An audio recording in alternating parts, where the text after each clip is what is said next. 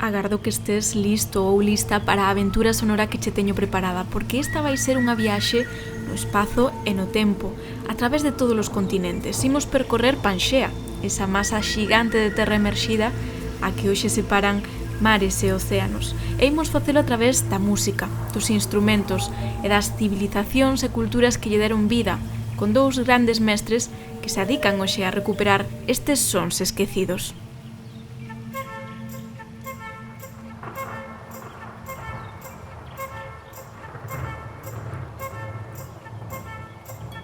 Moi boas, eu son Cristina Terceiro e isto é Viaxantas Podcast. Comezamos.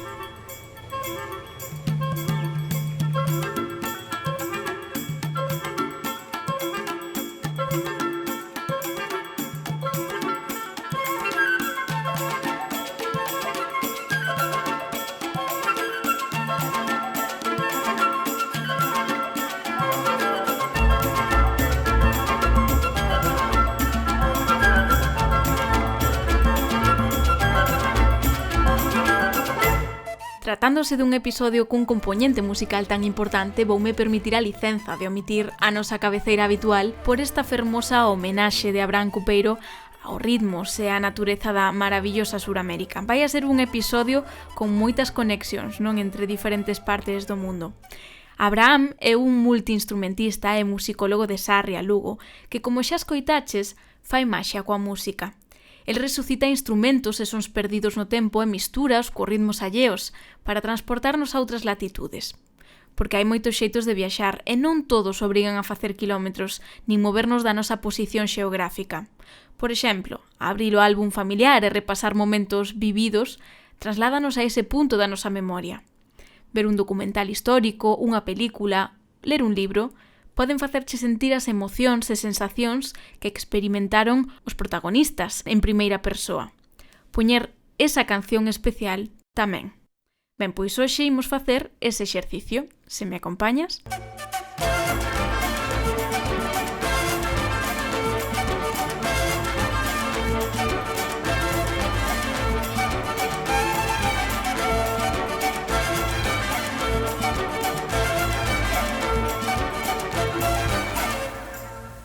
Benvido, Abraham Cupeiro, un placer poder volver falar contigo e terte en Viaxantas. Xa sabes que este é un podcast de viaxes e experiencias, en este caso a túa profesión, e especialmente o teu último proxecto, Pangea, convídanos a coñecer épocas pasadas a través dos seus sons e de instrumentos propios de outras épocas. Contanos un pouco, como empezas neste mundo? Bueno, pois eu empezo neste mundo cando, de cativo, tocaba na banda popular do meu pobo e tamén nun grupo tradicional. Entón, pois na miña carreira a música clásica e a música de raíz sempre foron da man. Cando xa empezas a rematar os teus estudios musicais, pois a verdade é que todo isto se conxuga, ademais que no último tramo da miña carreira como estudante, fixen un traballo de investigación baseado en como construir instrumentos no século XVIII.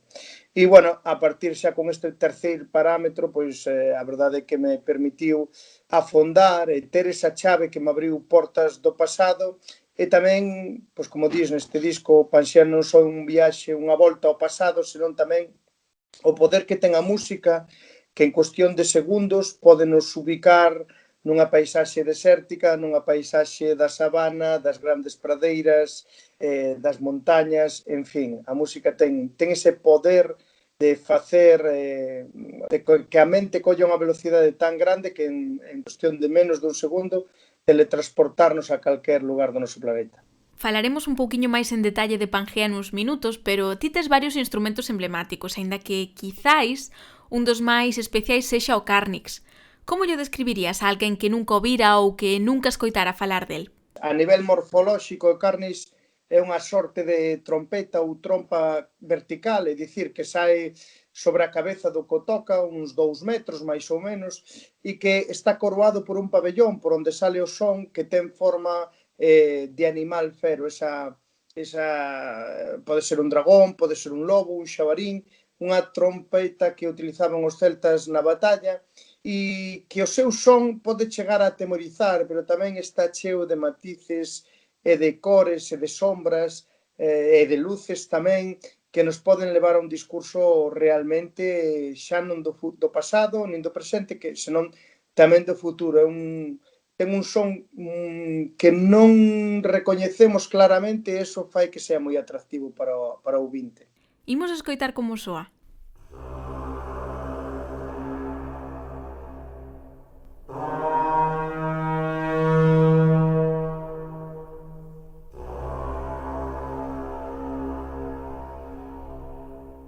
Ben, é coñecido que te inspiraches nunha moeda antiga para reproducilo, pero crees que é o máis peculiar de todos os instrumentos que tes? Creo que para min o instrumento máis especial é o único que non é meu, que é unha corna que foi atopada no monte preto de Sarria, onde nacín eu, por un señor que se chama Carlos Tallón.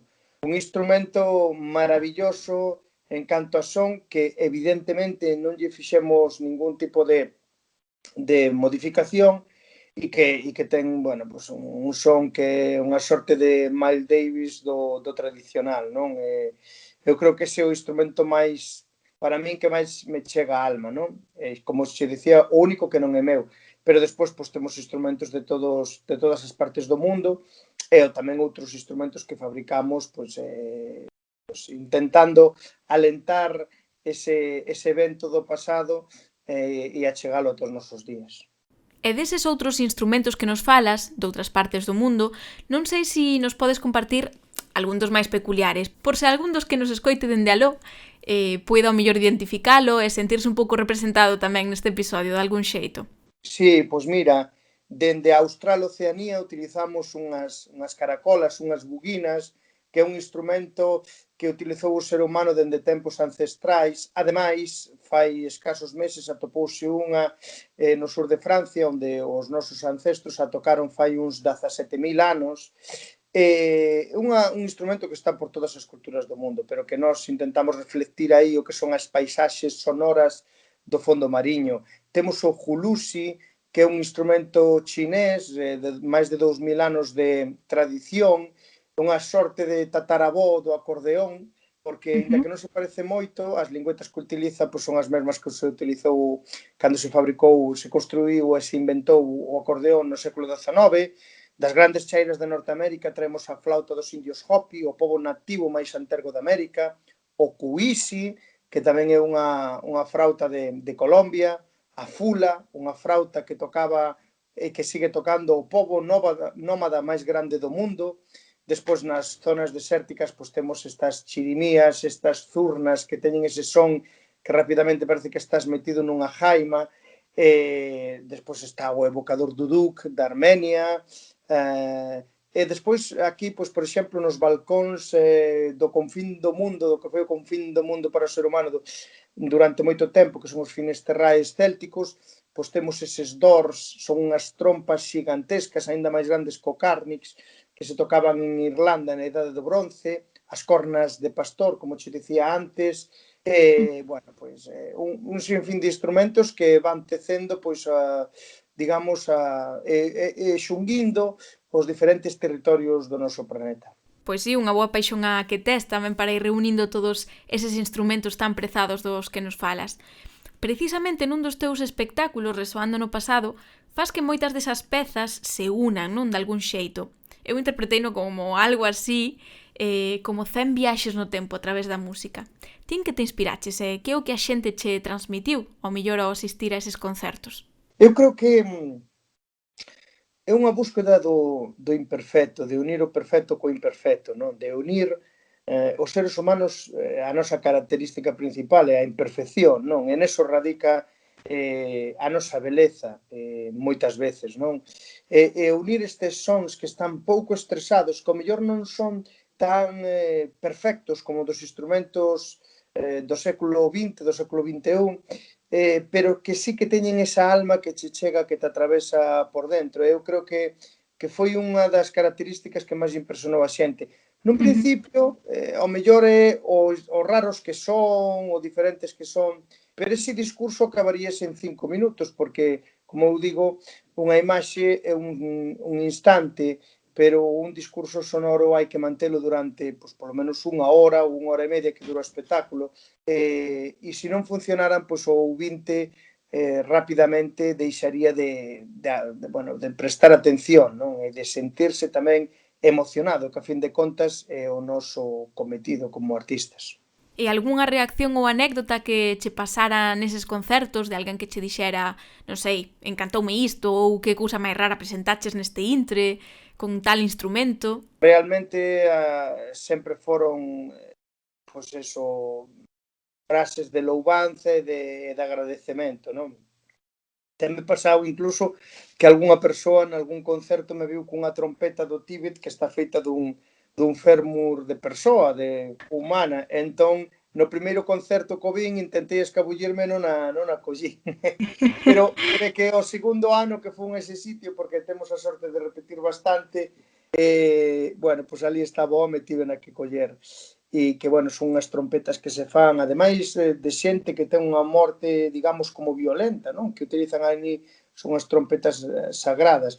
Pero sí, teme pasado de todo, e sobre todo, o que máis me gusta é que pois que os cativos tamén se sinten atraídos por este tipo de cousas que moitas veces pensamos que viven, bueno, pois nun tren que vai a alta velocidade, realmente a veces o que necesitan é parar un pouco, acougar.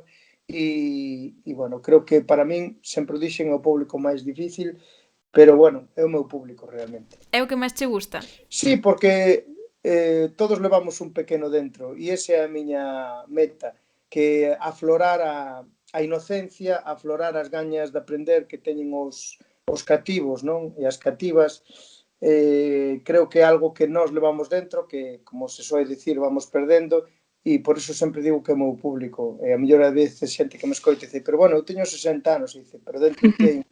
Entón, Sí, e ademais é unha música moi diferente a que nós normalmente asociamos aos máis cativos. Está ben, non? Que tampouco etiquetemos certa música con un determinado tipo de xente ou de público. Coido que iso tamén é importante. é un público que como non lle guste, desconecta o momento. E nós tivemos a ocasión de facer moitas veces concertos pedagóxicos e, bueno, chegar aos sitios con orquesta e dicir, bueno, a veces os rapaces fan ruído, incluso temos chegado a parar e tal, e a mí nunca me pasou eso. Dende o minuto número 1, tiñámolos así, como se dice, como no bote, e a verdade é que depois saís afora e todos se queren sacar unha foto contigo e para min eso é, bueno, para min é unha grandísima recompensa. Xa adiantamos antes un pouco de Pangea, o teu último traballo que para min ten algo que a todas as persoas viaxantas pois nos encanta, que é iso de poder percorrer o mundo, nesta ocasión, a través de paisaxes sonoras, non? Contanos que é o que imos poder atopar nel. Bueno, pois xa fixen un pequeniño adianto antes, vamos a dar unha volta ao mundo en menos de 41 minutos, pois, vamos dende a Australoceanía, milenaria China, cruzaremos norte, o sea, América, África, aí vemos precisamente en África como encaixa a perfección con Sudamérica, que foi unha das pistas que obtivo Alfred Vinegar para darse conta que o noso planeta en algún momento estivo todo unido, que se trataba dunha sorte de gran puzzle, bueno, despois xa nos adentraremos na bella Europa. Bueno, o que vai atopar aí a xente son esencias, perfumes, que nos van a recordar e que nos van facer viaxar nunha época que a verdade que necesitamos e que non se pode, ademais, polo tema da pandemia, que nos vai a recordar pois, que o mundo ten unha expansión enorme e a través da música ves todo este crisol de culturas.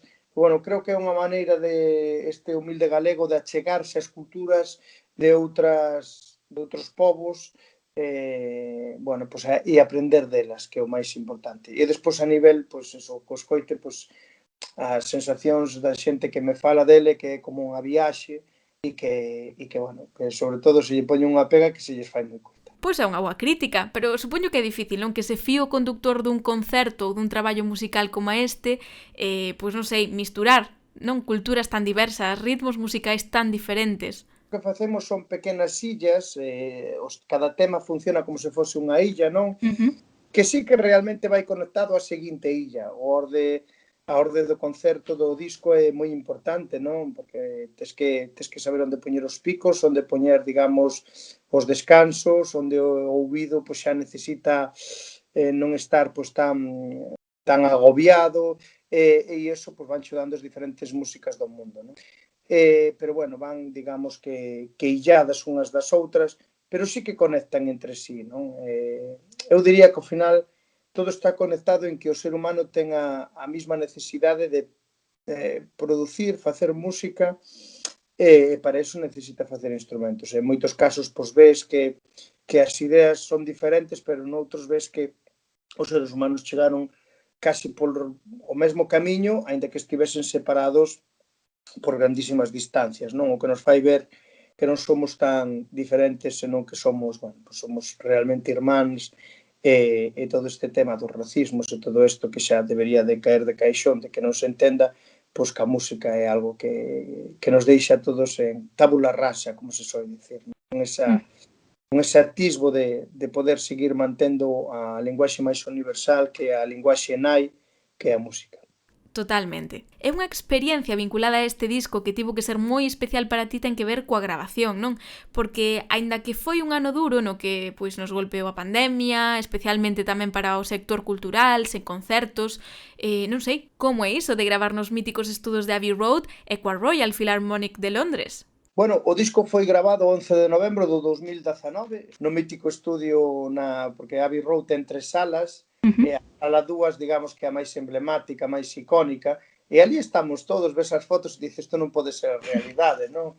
E a verdade é que foi unha experiencia, pois, desas cousas que se siguen saboreando e que saborearei o resto da miña vida, porque, bueno, un chega ali con medos de decir se estar a esa altura, pois diante dunha maquinaria tan importante como é a Abbey Road e sobre todo a Royal Philharmonic, bueno, ao final é que é moi fácil, no? Dende o primeiro minuto foi como montarse nun avión e viaxar a velocidade supersónica desfrutando, bueno, foi unha sorte que lle agradezo sobre todo a Mark Hampson, que foi un trombonista da Filarmónica de Gran Canaria, que despois de facer ali o espectáculo me propuxo bueno, que estaría ben gravar isto cunha das grandes orquestas a nivel mundial, e bueno, a verdade é que eu pensei que me estaba tomando un pouco o pelo, pero despois coa súa axuda, co seu contacto e todo isto, pois ao final foi realmente sinxelo, así que non sei que dicirche, é como entrar nun templo da música, do que, bueno, en pequena medida, pero xa formas parte de poder facer unha comunión musical un ensemble destas características, a min pois deume pois moita seguridade a hora de abordar outro tipo de como se chama, de proxectos e de retos, non? Foi unha proba de fogo bastante potente, pero bueno, foi unha auténtica maravilla. Si, igual ti xa tiñas moita experiencia, non, en tocar con filarmónicas de medio mundo, vémoste, seguímoste en cada unha desas viaxes, pero bueno, seguro que tamén isto é pois unha ventá a novos proxectos, que por certo, non sei se xa nos podes adiantar algo, cal vai ser o seguinte? Sí, mira, a verdade é que é como unha escaleira, non? Ti para chegar ao último piso dun edificio tens que pasar polo primeiro. E o Sí. primeiro non significa que sea menos que o último. De feito, o primeiro é o que aguanta o peso do edificio, non? Entón, a primeira pedra é a que costa, e despois vas poñendo os ladrillos, e vas poñendo as ventanas, as portas, e ao final, pois, oye, chegas arriba e tes a sorte pois, de disfrutar o mellor pois, dun ático espectacular como foi nese momento gravar coa orquesta Royal Philharmonic. Pois sí, hai novos proxectos, o seguinte que teño que gravar, que xa o teño aí aparcado dende fai tempo, coa discográfica é músicas do barroco, con instrumentos bueno, pois do século XVIII, moi estranos moitos deles, un pouco volvendo a ese campo da música académica, que do que veño eu, e despois nada, pois dentro de 3 anos estamos empezando a facer un proxecto sobre mitoloxía e que, bueno, aí daremos aínda máis renda solta a nosa imaginación por, bueno, buscar novos instrumentos, novas músicas bueno, vai ir un pouco o leitmotiv serán as lendas do noso planeta, que tamén nos permitirán movernos tanto no pasado como no presente e no futuro, incluso, porque moitas lendas perpetúanse e están proxectadas no futuro, e tamén, bueno, pues buscando sons e inventando instrumentos que ao final a creatividade dache moita liberdade tamén, non? Non facer somente un traballo de estudio de investigación, senón tamén un traballo artístico, non, por así decirlo. Pero lin por aí, contoume un paxariño que ademais de revivir instrumentos, Agora a idea é inventalos. Máis que inventalos, que sí, pois eso, a través de todos estes estudos que fixen dos cárnix e tal, pois construir unha sorte de esculturas sonoras, por así decirlo, non? Para que nos fagamos unha idea, cando entramos nun auditorio, nós porque somos moi pequeniños, pero realmente como se fose a caixa dunha guitarra, non?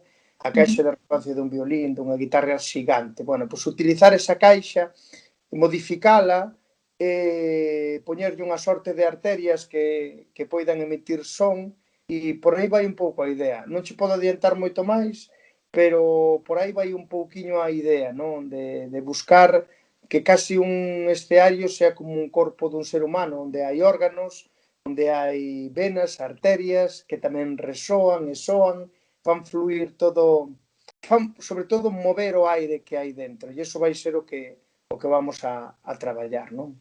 Ben, pois para rematar agora veñen dúas preguntas 100% viaxeiras. A primeira é, despois de tantos concertos polo mundo adiante, cantos países visitaches xa? Bueno, teríos que contar, pero eu creo que uns 40, 50 países pois xa recorrín. Tampouco recorrín moitos porque a verdade é que nunca me deu por ir así, ao mellor, bueno, non tiña posibilidade de cativo de viaxar ou de Claro. adolescente. Pero bueno, sí que recorrín, bueno, pues, diferentes continentes, pues uns 40, 50 países. Nada mal, algún sitio que te marcara especialmente? Na bella Europa quedaríame con Rumanía, pareceme un sitio espectacular, o sea, pareceme que é como unha sorte de Amazonas que queda aínda no século XXI, por moitos motivos, motivos patrimoniais, motivos de xente, de maneira de ser, de cultura, e despois, pois, a nivel natureza e tamén, bueno, porque hai unha ligazón de amizade que tiven ali, pois Costa Rica creo que é algo que estás ali e pensas que é de mentira, porque é que como elevado a enésima potencia todos os efectos especiais que poidas ver nunha película. Pareceme un sitio maravilloso. Pero bueno, foron moitos os sitios, pero por decirche dous, pois quedaríame con estos. Pois moitísimas grazas por estas recomendacións e tamén por acompañarnos neste episodio de Viaxantas con esa travesía que estamos a facer diferente. Pois nada, foi un placer unha vez máis, Cristina, e pois nada, ata a próxima, e é un gusto que pensaras en min para poder aportar algo a este podcast.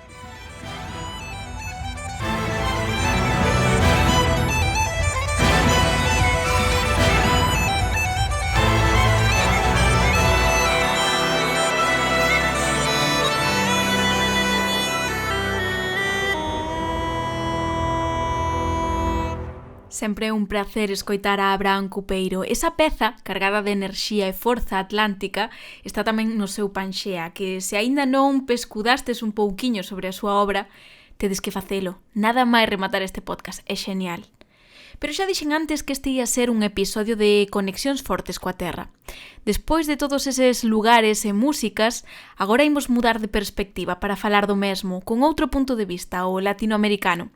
E para iso, voume axudar doutro galego de sangue, Alejandro Iglesias Rossi, aínda que arxentino de nacemento. El dirixe un proxecto único no seo da Universidade Nacional 3 de Febreiro da Argentina, a Orquesta de Instrumentos Autóctonos e Nuevas Tecnologías, unha orquesta que traspasa o musical e que ten detrás unha reivindicación, unha mensaxe política que apela á sabedoría ancestral e rexeita a sociedade do urxente. Unha proposta que traspasa disciplinas dende a investigación, a composición musical, a creación de instrumentos e tamén de vestiarios e máscaras. Velos actuar en directo é unha explosión para os sentidos, unha concentración de enerxías que involucra a danza, a coreografía, a música, pero escoitemos os que saben falar de todo isto.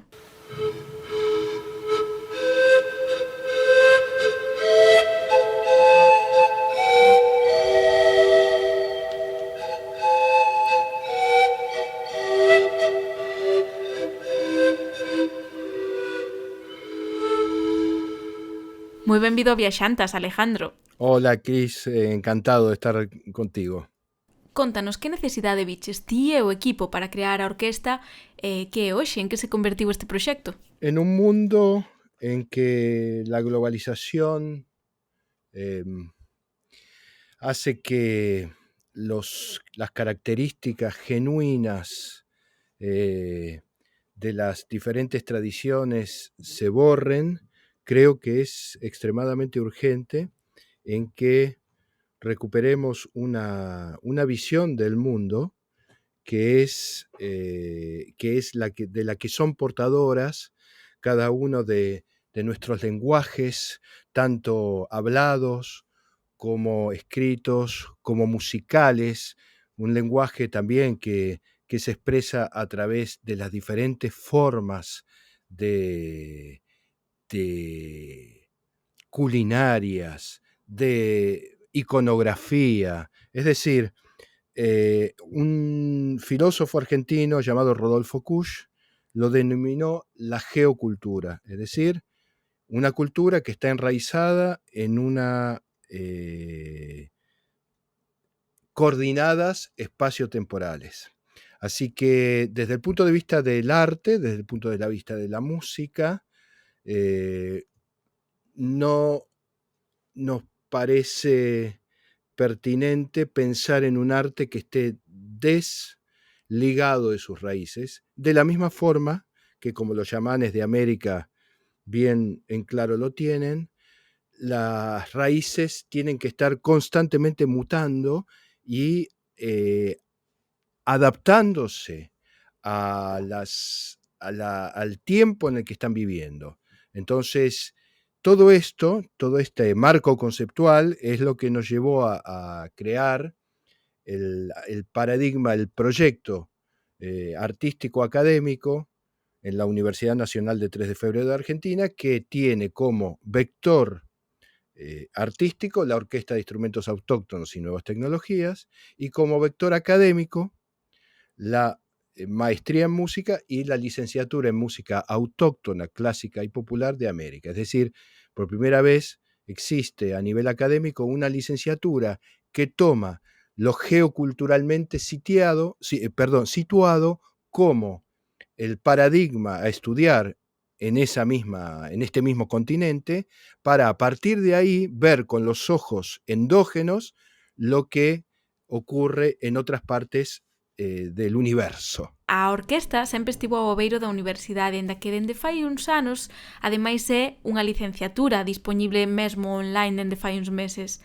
Que vos levou a tomar esta decisión? A necesidade de perpetuar o proxecto a longo prazo ou máis ben o interese dos alumnos de lonxe? El proyecto siempre tuvo una lógica, lo que denominamos en Argentina federal y fundamentalmente latinoamericanista. Quiere decir que siempre quisimos llegar a los diferentes alumnos, que eran cientos, interesados en este proyecto, con características únicas, y yo diría lamentablemente únicas, porque me encantaría que este proyecto realmente tuviera réplicas en toda América, porque de alguna forma las universidades tienen que pensarse como ámbitos de autodefensa cultural. Y esta lógica nosotros quisiéramos que fuera ampliamente la visión que compartimos en toda América. Sin embargo, te decía, lamentablemente somos los únicos que hemos planteado esta visión. Entonces, una infinidad de alumnos querían cursar todo este modelo que hemos creado a partir del año 2004, pero les era absolutamente imposible venir a Buenos Aires, dejar la familia, dejar el trabajo, quedarse aquí una cantidad de años. Y la situación que se generó a partir de esta pandemia global hizo que repensáramos todo a partir de esto y ver qué posibilidades había de poder ofrecerle a todos aquellos que lo deseaban este modelo a nivel online. Y esto es lo que ha sucedido, es decir, que era por un lado lo que estaba desde el génesis de este proyecto, pero al mismo tiempo fue el requerimiento de infinidad de almas que nos pedían acceder. Entonces, en este momento ya esto inclusive ha sobrepasado pura y exclusivamente Latinoamérica para tener alumnos en Europa, en Estados Unidos, que por supuesto puedan manejarse con un nivel de castellano fluido como para que las asignaturas sean comprensibles. A min unha das cousas que máis me gustan da Argentina e de Latinoamérica en xeral é ese compromiso coa cultura, co político que hai detrás de cada acción, de cada mensaxe, que en definitiva é un pouco o que nos plantexabas ao comezo desta conversa, pero se falamos de sentimentos, da parte máis emocional, a ti, como individuo, a primeira vez que conseguiches devolver á vida un destes instrumentos que hai detrás da orquestra, que sentiches? Mira, creo que es inenarrable transmitir, es imposible transmitir esta sensación de estar cumpliendo la misión que se nos ha sido asignada, de esta misión de poner dentro del ámbito académico y del ámbito artístico conocimientos que estaban vedados hasta digamos, que se me transmitieron desde que soy chico, y ver que esa lógica que viene en una cadena ininterrumpida de hace miles de años es susceptible de amoldarse al alma del latinoamericano, por ejemplo, contemporáneo. Esto era casi un intríngulis, un experimento de saber todos esos conocimientos en relación a ese saber encriptado, tanto desde el punto de vista de los instrumentos como de la ritualidad, de la sacralidad, de la mitología, de la potencia espiritual que tienen esos instrumentos, que vos los conocés porque los has estado con nosotros, era susceptible de, en estos tiempos modernos, en que justamente todos los ítems que acabo de mencionar están completamente dejados de lado, era susceptible de despertar un anhelo profundo en el latinoamericano contemporáneo, y la respuesta fue que sí. Entonces como vos preguntás,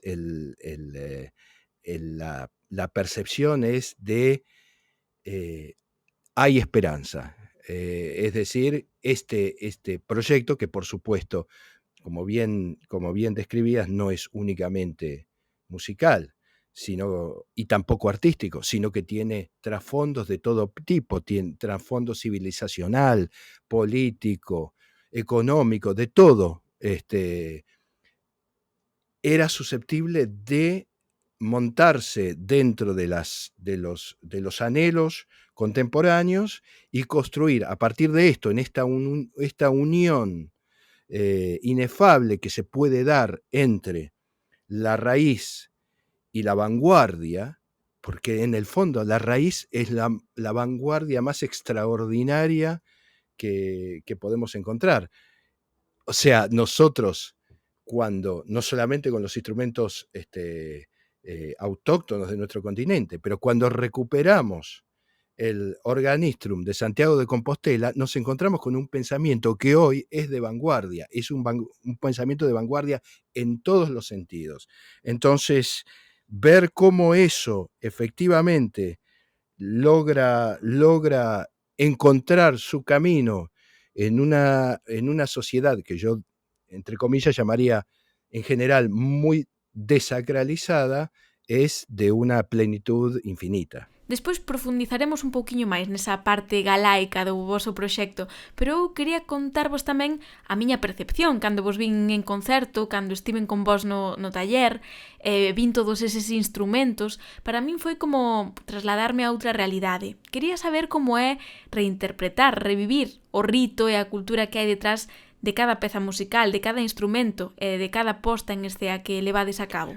Lo fundamental, que es lo que queremos transmitirle a aquellos que se acercan a este modelo y vienen como estudiantes, es que la sociedad contemporánea muy, muy especialmente a partir de esa compartimentación del saber que se da a partir de la revolución industrial, ha expulsado ciertos parámetros del humano, ¿no es cierto? Uno de ellos es el de la ritualidad. Y ha quedado para el pensamiento general contemporáneo la idea de que la ritualidad y la sacralidad son ítems que tienen que ver con ciertas culturas que los contemporáneos denominan primitivas, que están en África, en algún lugar de los Andes, en Asia, qué sé yo, pero que básicamente no tienen nada que ver con un occidental que ya ha culminado ese proceso y ha ido hacia el futuro, digamos. Lo que nosotros transmitimos es que la ritualidad y la sacralidad, que son como los pivots a partir de los cuales nosotros trabajamos, es inherente al humano y que mirando hacia adentro no podemos más que encontrarlo. Una sociedad sin ritual, como diría Joseph Campbell, el gran especialista en religiones, decía que una sociedad sin ritual da como paradigma el New York Times, que significa pura y exclusivamente lo que pasó hoy. Y como diría Borges, no hay nada más viejo que el diario de ayer. Mientras que las sociedades con ritualidad, con sacralidad, han permanecido durante siglos con una potencia que debe ser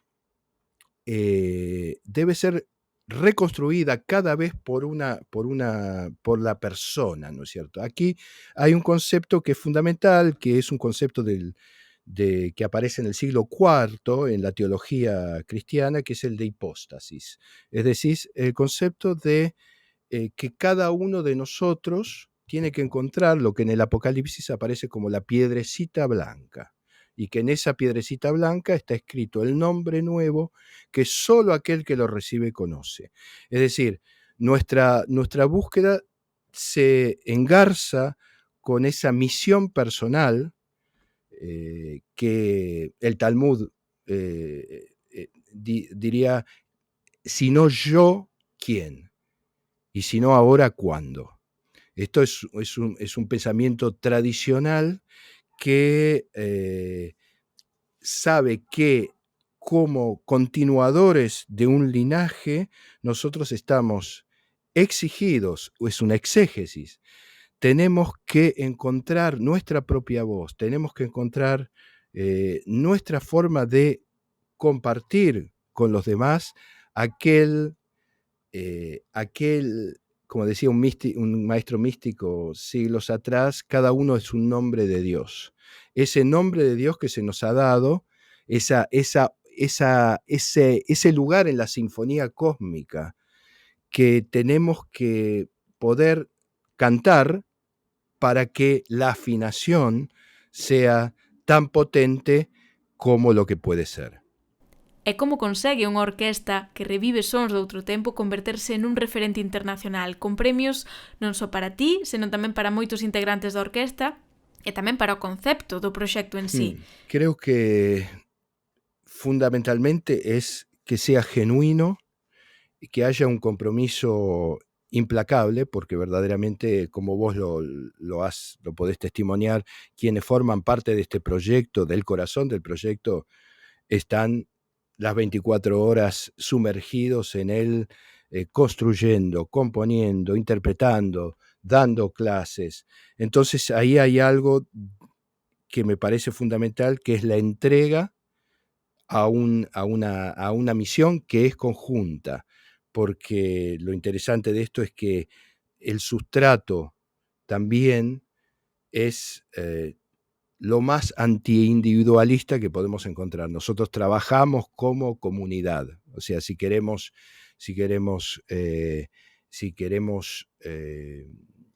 pensarlo históricamente, es la misma lógica que los primeros cristianos, que San Pablo hablaba sobre los primeros cristianos, poner todo en común estar trabajando para una misión específica, que en este caso es el retorno de ciertos conocimientos arcanos que tienen que ver con la ritualidad, que tienen que ver con la sacralidad y con una visión del mundo que eventualmente puede llegar a ser, tener cierto impacto en una benéfico en los tiempos contemporáneos. E, por exemplo, en cantos países estivo xa a orquesta? Uf, la orquesta estuvo en los 5 continentes. Yo creo que no deben ser menos de 40 países en Asia, en África, en Europa, por supuesto, en las Américas, en Australasia también. La experiencia también, que es extremadamente interesante, es que cuando llegamos a ese punto en el que la ritualidad, la sacralidad son el centro mismo, entonces en cualquiera de esos lugares encontramos interlocutores, encontramos una sensibilidad que hace que la orquesta no sea, como decía Tolstoy, pinta tu aldea y serás universal. Es decir, cuando nosotros logramos ser profundamente portadores del conocimiento de nuestro continente, al mismo tiempo somos también profundamente portadores del conocimiento de todos los continentes, porque hay una tradición primordial que luego se fue, ese tronco único que luego se va manifestando en diferentes colores, sabores, sonidos, pero esa, esa, esa, esa génesis tradicional es la misma. Entonces, cuando nosotros podemos lograr hacer florecer esa relación directa con la cosmogénesis, nos encontramos que estemos con las comunidades maoríes en Nueva Zelanda, o estemos con los zulúes, los maestros zulúes en el África, etcétera, hablamos el mismo lenguaje. Estamos ligados al centro de la rueda y no a la periferia donde todo aparentemente da vueltas, pero por supuesto da vueltas siempre de la misma forma, sino en ese centro inmóvil en el que todas las tradiciones espirituales se unen. Agora voute poñer un pouco nun apuro, porque eu quero saber cal deses lugares nos que actuástedes foi o máis especial, o máxico. Vasme dicir que moitos, pero ten que haber algún que destaque. Quizá te puedo responder con una frase que dijo Susana Ferrer, la co-creadora de todo este proyecto, y alguna vez me dijo: Alejandro, el concierto más especial para mí fue en el medio del desierto del Sahara, frente a los tuareg. Dice: nunca sentí, cuando estaba interpretando una obra solista que tiene por nombre Lonquén, nunca sentí tal conexión telepática como en ese momento. Es como si, y también teniendo en cuenta la historia de los tuareg en el desierto, y que, digamos, entre comillas, la telepatía es algo que ellos cultivan especialmente porque es la forma de conectarse. Dice: nunca sentí algo tan peculiar como eso durante el mismo momento que estaba cantando, y eso que por supuesto estaba cantando en castellano, con un lenguaje musical contemporáneo, etcétera, etcétera, pero la unión. Entonces, creo que a mí me cuesta un poco pensar cuál sería, pero creo que esa respuesta de Susana se acerca mucho a una respuesta correcta. Pois sí, un abrazo que lle mandamos tamén a Susana e a todos os integrantes da orquesta que persoalmente pois me axudaron moito, non, para coñecer un pouquiño máis o traballo que facedes. Pero se falamos dos instrumentos, cantos ten agora mesmo a orquesta? Cantos lograstedes recuperar? Oh, son cientos, realmente. En este momento es la colección en el mundo y en uso más extensa que existe. son cientos, si no estamos hablando de más de 1000. Dime un par deles que todos deberíamos coñecer, por destacar algúns. Claro, yo creo que, por ejemplo, un video que tenemos en YouTube que tiene por nombre Entonces en la escala de la Tierra, muestra la multiforme riqueza de los instrumentos en arcilla de la América precolombina. Son instrumentos que han sido hechos bajo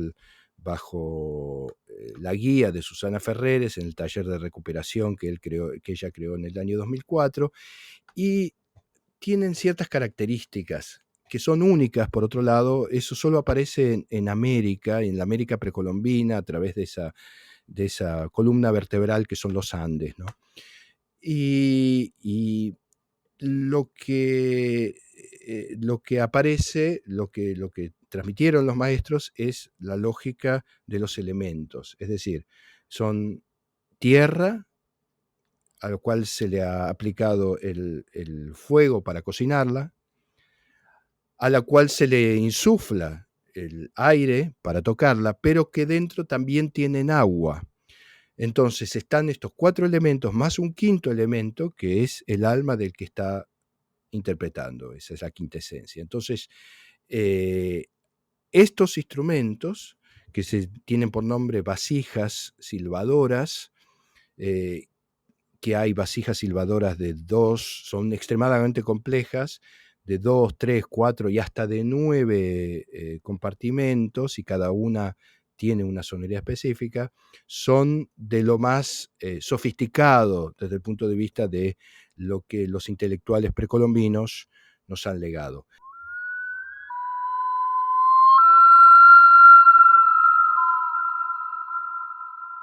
Pero junto a esto existen las ocarinas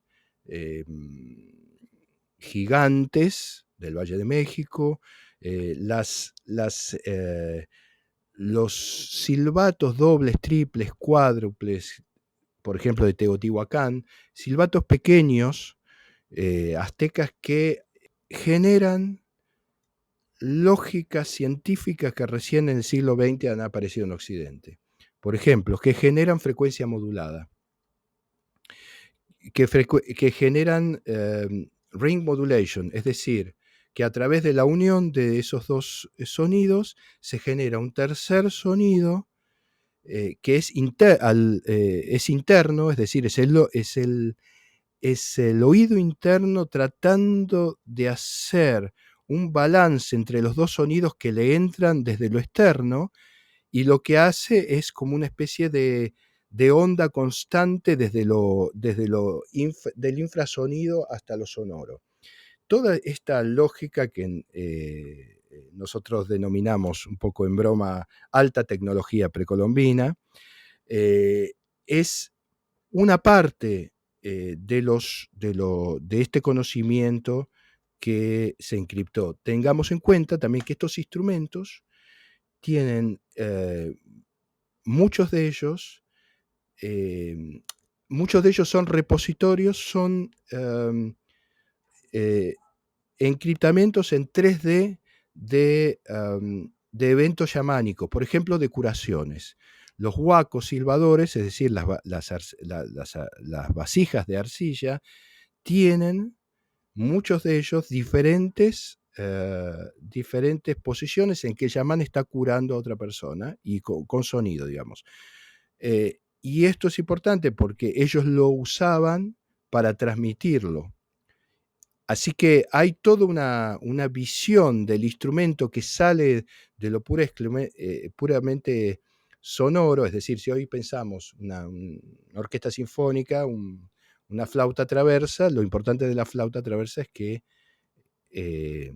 tenga un sonido muy puro, que afine muy bien, lo mismo un clarinete, etc. Sin embargo, para los intelectuales precolombinos, cada uno de estos instrumentos, para llamarlos de alguna forma, era un repositorio de conocimiento chamánico, de conocimiento sonoro, de belleza estética, etc. Es lo que hoy podríamos denominar un conocimiento holístico o interdisciplinario, digamos, con palabras diferentes de lo que de lo que se denominaba anteriormente.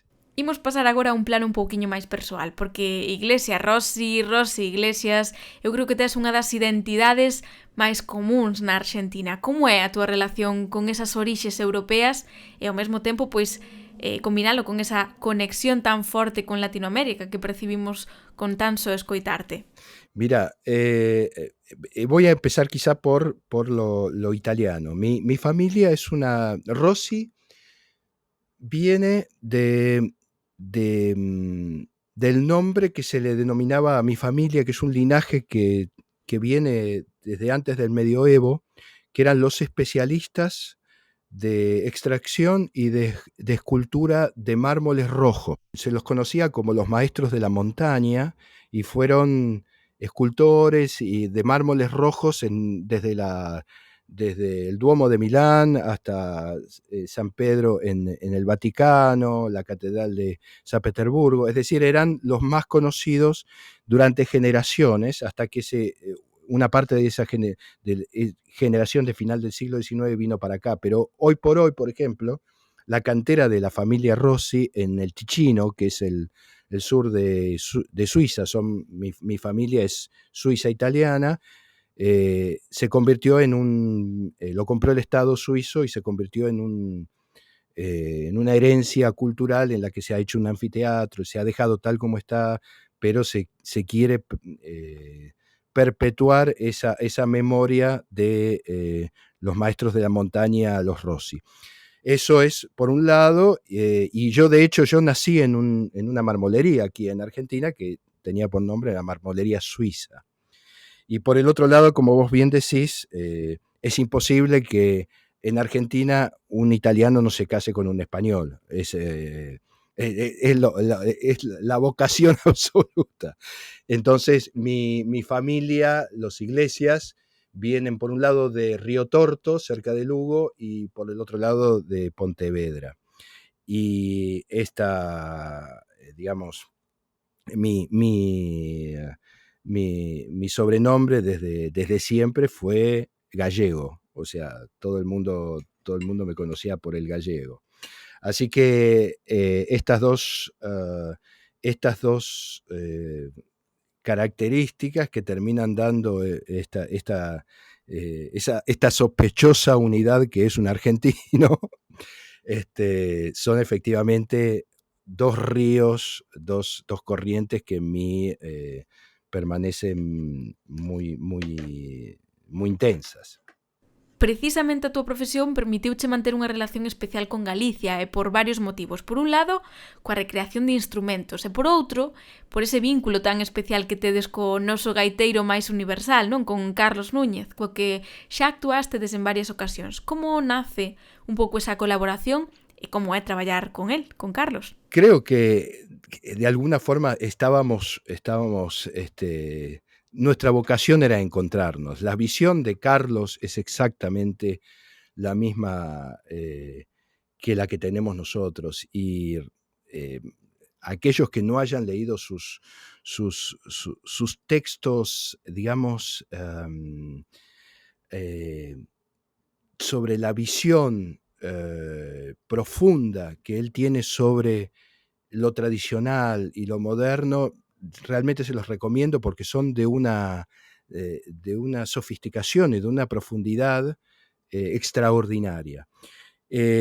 Trabajar con Carlos es maravilloso. Para nosotros creo que no podemos encontrar a alguien que tenga una afinidad tan profunda con todo esto, con esta lógica de comprender que la tradición es la vanguardia, que sin las raíces estamos completamente perdidos, y al mismo tiempo que nuestra obligación es encontrar, como lo ha hecho a nivel mundial Carlos, es encontrar la forma de que las nuevas generaciones quieran acceder, estén deseosas de acceder a ese bagaje de patrimonio musical, pero también espiritual, de cada uno de nuestras tradiciones. Entonces, Carlos es, todos sabemos, yo creo que por un lado por supuesto sabemos que es el gran gaitero que existe en el mundo, pero al mismo tiempo, como flautista, no existe otra persona que sea capaz, y esto es algo casi misterioso en su forma de interpretar.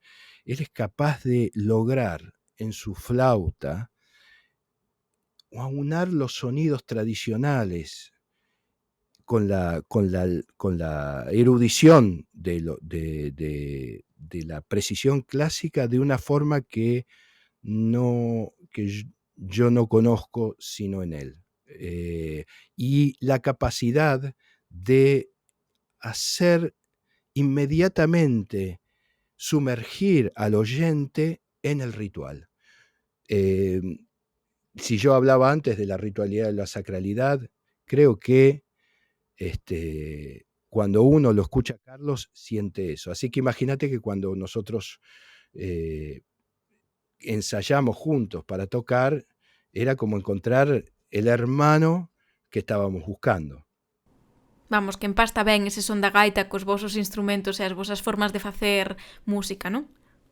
Porque detrás de eso hay una reflexión, una conexión con las raíces que finalmente se plasma en la manifestación física, la manifestación sonora, pero lo que estamos escuchando de forma holística, yo diría, es todo eso que está detrás, toda esa búsqueda, todo ese amor, toda esa entrega, que verdaderamente para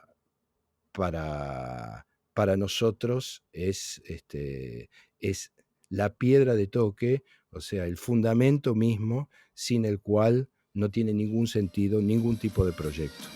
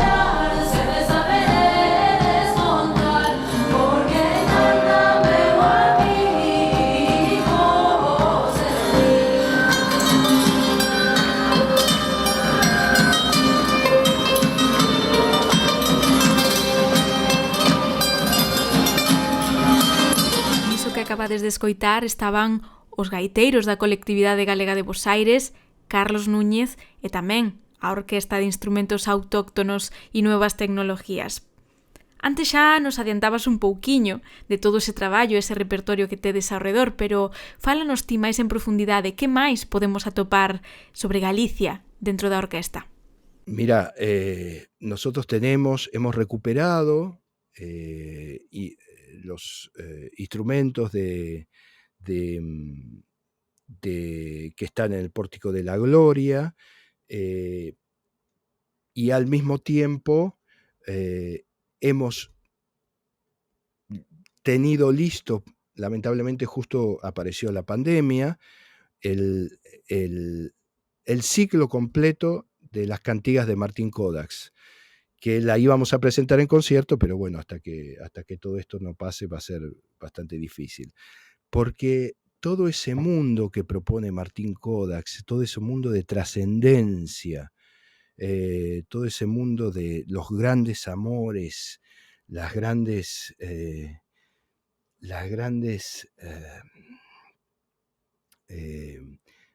me viene la palabra en inglés, longings, ¿no? Cuando los grandes deseos son más que nunca pertinentes en este momento en que lo efímero parecería ser, y lo intrascendente parecería ser el núcleo mismo de la sociedad contemporánea. Entonces, estos instrumentos también tienen esta capacidad de, como vos bien lo decías, hacernos volver a ese tiempo en que los grandes amores, las grandes amistades, las grandes ideales místicos eran la lógica misma del ser humano. Y realmente nuestra búsqueda es esa. Y Galicia tiene esa potencia extraordinaria de ser un portal, yo diría, por el que uno puede moverse en el tiempo hacia esas lógicas de pura trascendencia.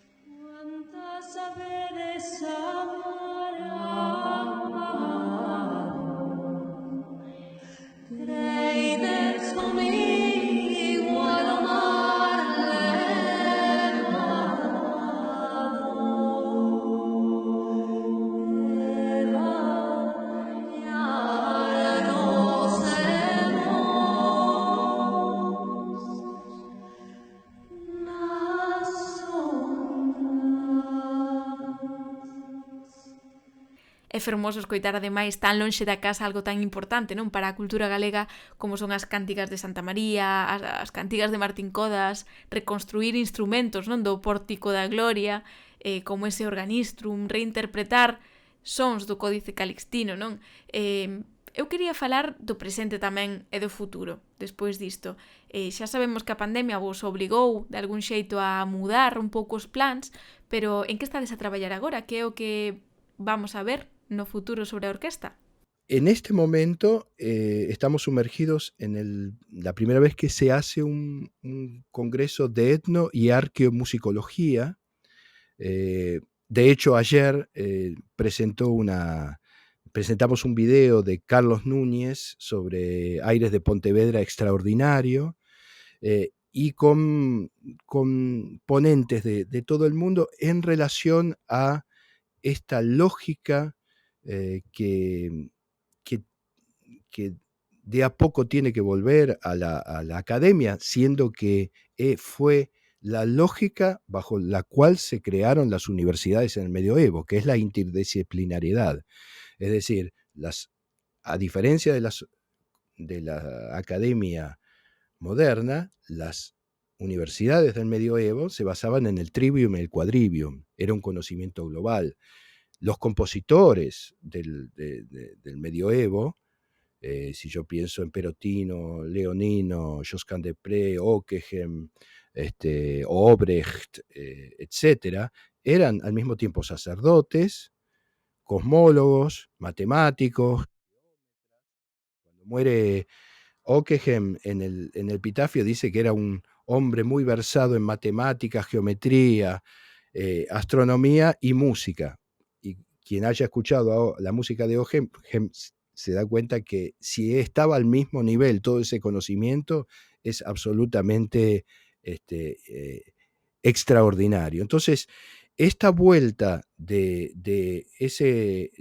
a la academia, de ese conocimiento que por un lado nosotros recibimos de Europa a través de la composición musical, lo que llamamos hoy la música erudita, y que es exactamente la misma que las tradiciones de los hombres de conocimiento, de los chamanes de mi continente, tienen hasta el día de hoy, es una lógica que nosotros queremos potenciar. Esa unión de esos dos vectores que somos nosotros, la que viene de Europa y la que viene de América, las dos herencias, uniéndose en ese punto común en el que la lógica interdisciplinaria, porque es una palabra, digamos, contemporánea, pero esa lógica que en el medioevo se hubiera llamado la del trivium y el quadrivium, de las artes liberales, y que en